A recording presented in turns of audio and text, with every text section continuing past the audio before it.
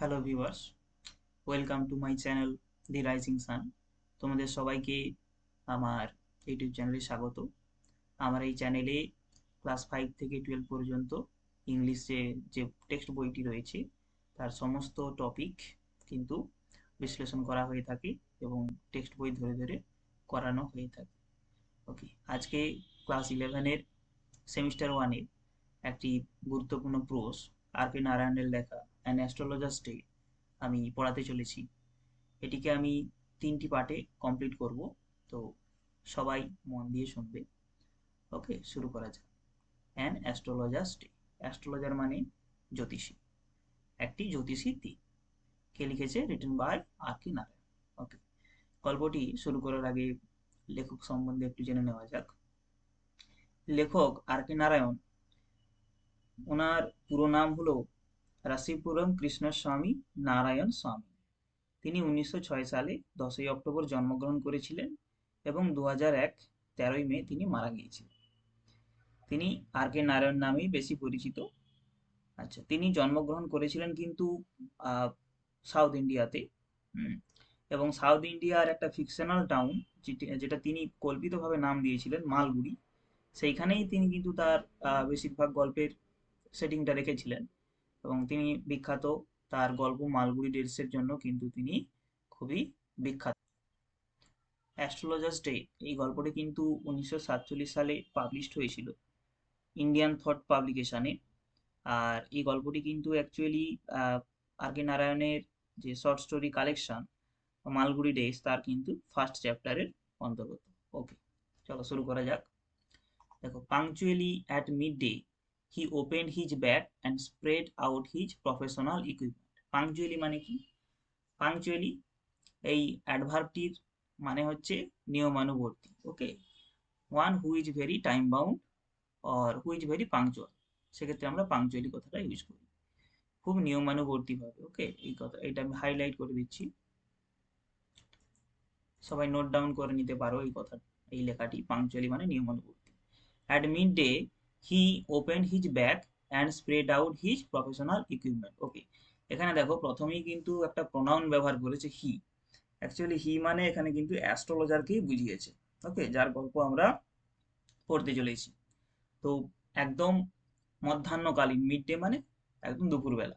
হি open his bag, সে তার ব্যাগটি খুলেছিল। And spread out his professional equipment, এবং তার যে পেশাগত জিনিসপত্র সেগুলোকে কিন্তু খুলেছিল, চারিদিকে ছড়িয়ে বসেছিল। প্রফেশনাল মানে নিজের পেশাগত। ওকে, প্রফেশনাল মানে পেশাগত, ইকুইপমেন্ট মানে তার যে সাজ সরঞ্জাম, তার পেশার জন্য যা কিছু জিনিসপত্র লেগে থাকে সেগুলোকে বলা হয় equipment. Okay, which কনসিস্টেড of A dozen কাউরি সেলস। যেগুলো, যে কনসিস্টেড মানে ওই যার মধ্যে ছিল আর কি, যেগুলো আহ, নিয়ে গঠিত, তার প্রফেশনাল ইকুইপমেন্ট গুলো যেগুলো নিয়ে গঠিত সেটাকে বলা হয় কনসিস্টেড। ওকে, কনসিস্টেড মিনিং হচ্ছে যেগুলো নিয়ে গঠিত হয়েছে। কি কি নিয়ে তার প্রফেশনাল ইকুইপমেন্ট গুলো গঠিত হয়েছে? না, এ ডজন কাউরি সেল, এক ডজন মানে 12টা, 12টা কাউরি সেল। কাউরি সেল কথার অর্থ হচ্ছে কড়ি। Okay, a square piece of cloth with obscure mystic chart on it. আচ্ছা, একটা একটা একটা রোমাল টাইপের বা একটা ছোট একটা বর্গক্ষেত্রাকার একটা কাপড় রয়েছে, যার মধ্যে কিছু অবসকিউর মিস্টিক চার্ট রয়েছে। অবসকিউর কথার অর্থ হচ্ছে কিছু আবছা, আবছা।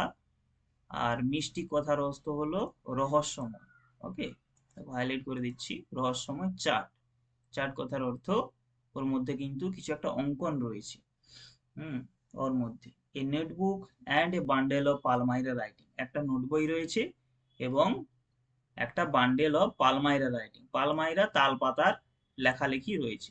ওকে, পালমাইরা তাল পাতায় লেখা, তার একটা বান্ডেলও রয়েছে। His forehead was resplendent with sacred ash and vermilion. তার যে কপালটা, ফোরহেড মানে কপাল। ওকে, সেই কপালটা কিন্তু রেসপ্লেন্ডেন্ট মানে জ্বলজ্বল করছে বা খুব ভালোভাবে প্রতীয়মান হচ্ছে, দেখা যাচ্ছে। With sacred ash, sacred ash কথার অর্থ, স্যাক্রেড কথার অর্থ হলো পবিত্র এবং অ্যাশ কথার অর্থ হলো ছাই। ওকে, তাহলে তার কপালে দেখা যাচ্ছে একদম যে পবিত্র ছাইটা লাগানো রয়েছে, সেটা কিন্তু প্রথম দৃষ্টিতেই দেখা যাচ্ছে, এমন ভাবে রয়েছে। অ্যান্ড হিজ আইস, তার চোখগুলি sparkle with a sharp abnormal gleam, তার চোখটা জলজল করছে একটা শার্প অ্যাবনর্মাল গ্লিম, তার যে চাহনিটা সেটা কিন্তু একদম শার্প ছিল, এবং যেটা নর্মাল না, যেটা একটু অন্য রকমের চাহনিটা, যেটা দেখেই সবাই আকৃষ্ট হয়ে যায়। And which was really an outcome of A continual searching look for customers, এবং যার চাহনিটা দেখে মনে হচ্ছে যেন সে কন্টিনিউয়াসলি অনবরত তার কাস্টমারদের জন্য, খরিদ্দারের জন্য চেয়ে বসে আছে। but which is simple clients took to be a prophetic light and felt comfort, তার যে চাহনিটা, এইটাকে তার ক্লায়েন্টরা কিন্তু একটা প্রফেটিক লাইট, হ্যাঁ, প্রফেটিক লাইট কথার অর্থ এখানে বোঝাতে চেয়েছে তার ক্লায়েন্টরা এইটা ভাবতে ক্লায়েন্টের সুবিধে হবে যে তার যে এই ধরনের বেশভূষা, এই যে অ্যাটেয়ার পোশাক, সেটা কিছু এক্সট্রা অর্ডিনারি তার মধ্যে, ব্যক্তিটার মধ্যে রয়েছে, জ্যোতিষীটার মধ্যে রয়েছে, যেটা ক্লায়েন্টদের সমস্যা দূর করতে পারবে, সক্ষম হবে যেটার দ্বারা। অ্যান্ড ফিল কমফোর্ট, এবং তারা, তার কাস্টমাররা এইটা ভেবে কিন্তু কমফোর্ট ফিল করবে। এই হলো ফার্স্ট প্যারা। পরের প্যারাতে দেখো, the power of his eyes was considerably enhanced by their position, চোখের যে ক্ষমতা, সেই ক্ষমতাটাকে বাড়ানো হয়েছে তার পজিশনের দ্বারা। আচ্ছা, কিসের পজিশন, কি ব্যাপার, পরে লেখা আছে দেখো।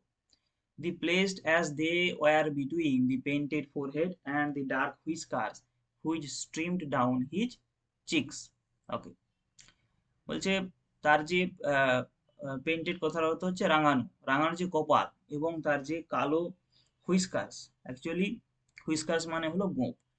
ওকে, যেটা, যে গোঁফটা তার গাল বেয়ে গোটা গাল ছড়ানো রয়েছে আর কি, মানে চওড়া গোঁফ আর কি, সেইটা কিন্তু কি করছে, তার চোখটাকে আহ, প্রতীয়মান করে, তার যে কপালটা সেটা যেন এগুলোর দ্বারা, বেশভূষার দ্বারা খুব ভালোভাবে প্রতীয়মান হয়ে যাচ্ছে। ইভেন এ হাফ উইটসেস এন্ড কথার অর্থ হলো, এবং হাফ উইট কথার অর্থ কিন্তু নির্বোধ লোক।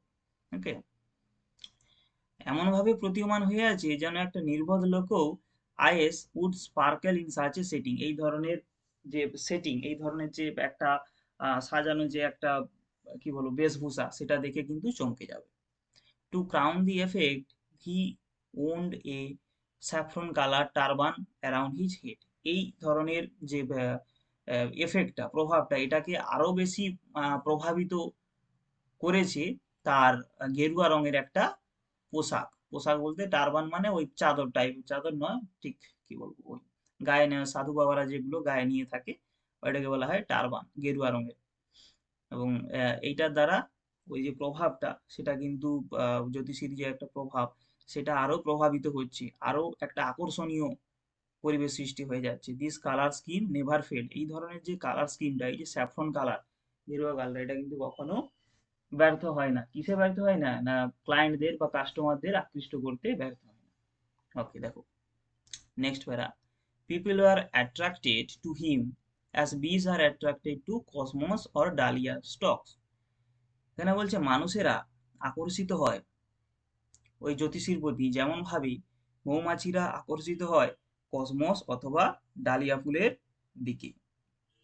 যেমন করে মৌমাছিরা কসমস বা ডালিয়া ফুলের দিকে আকর্ষিত হয়, তেমনই আহ, মানুষেরা, কাস্টমাররা কিন্তু ওই অ্যাস্ট্রোলজারের প্রতি আকৃষ্ট হয়।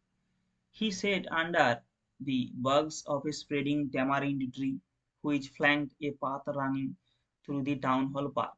আচ্ছা, তিনি বসেছিলেন under the বাগস of A spreading tamarin tree, tamarin tree তেঁতুল গাছ, তেঁতুল গাছের শাখা প্রশাখার তলায় তিনি বসতেন, এবং ওই জায়গাটা ফ্ল্যাঙ্কড এ পাথ, ফ্ল্যাঙ্কড মানে প্রসারিত হতো, running through the town hall park, town hall পার্কের মধ্য দিয়ে কিন্তু ওই রাস্তাটা চলে যেত। It was a remarkable place in many ways, এটা বিভিন্ন দিক থেকে কিন্তু একটা খুব প্রশংসনীয় একটা ভালো জায়গা। A surging crowd was always moving up, surging crowd.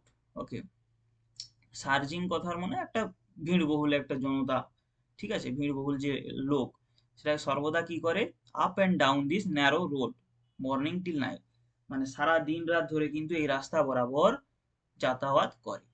A variety of trades and occupations was represented all along the its day. বিভিন্ন ধরনের বিবিধময় বা বৈচিত্র্যময় ব্যবসা বাণিজ্য এবং পেশাদারির যে ব্যবসা সেখানে কিন্তু সারাদিন ধরে হয়ে থাকে। যেমন ধরো medicine sellers, sellers of stolen, ঔষধ বিক্রেতা, seller of stolen hardware and junk, মানে বিভিন্ন চুরি করা জিনিসপত্র, magicians and above all, magician মানে জাদুকর, এবং সর্বোপরি an auctioneer of cheap clothes, মানে কম দামের, অক্সানার মানে নিলামকারী, কম দামে জিনিসপত্রের নিলামকারী, who created enough din all day to attract the whole day, যে কিনা সারাদিন ধরে, ডিন মানে চিৎকার চেঁচামেচি করে থাকে কাস্টমারদেরকে আকর্ষিত করার জন্য। Next to him in vociferousness came a vendor to fried groundnuts. আচ্ছা, ভোসিফেরাসনেস কথার অর্থ জানতে হবে, যে উচ্চ স্বরে চিৎকার করা, ভোসিফেরাসনেস। এই দেখো ওয়ার্ডটি হাইলাইট করে দিলাম, উচ্চ স্বরে চিৎকার করা। মিনিং গুলো বইতে লিখে নাও, সুবিধা হবে।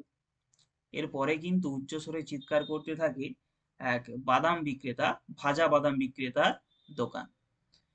তো দোকানি, সে কিন্তু ভাজা বাদাম বিক্রেতার দোকানি সারাদিন চিৎকার করতে থাকে, who gave his war a fancy name each day, যে কিনা তার জিনিসপত্রের প্রত্যেক দিন আলাদা আলাদা করে নাম দিয়ে থাকে।